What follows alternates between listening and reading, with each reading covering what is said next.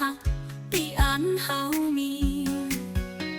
แต่เฮ็ดคือให้สู้ย่อยเฮาก็เตสื่อเรียกก็ตามหน้า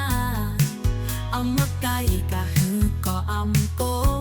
ย้อนใจเฮาปันสู้ก็เร็วอำว่าวันคืนแต่ต้นกว่าใจอันหักมันแต่อำแลกกันแต่หักสู้ก็เร็วโดยแค่ต่อมั่นใจว่าเฮาก็ในเตออำกว่าไหลเตะไปวันเฮาค่อยกันคืนเมื่อลาวต้มใบเนื้อผ้าอยู่ที่นั่นจ้องใจถึงเฮาอยู่ที่ในที่อันย่ำได้สู้ข้อความว่าหักอันเฮาปันสู้นั้นตาเต้เลยยิ่งคือว่าสู้ก็หักเฮาในนั้นจ้องเตมีวันก็อำหู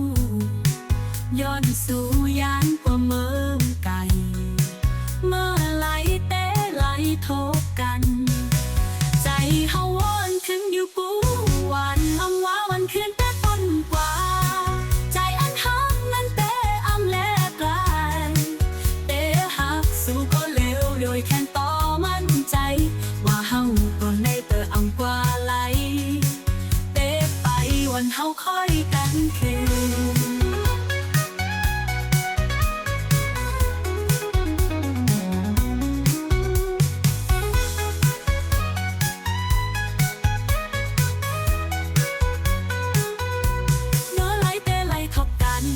ใจเฮาวนคืนอยู่กูวั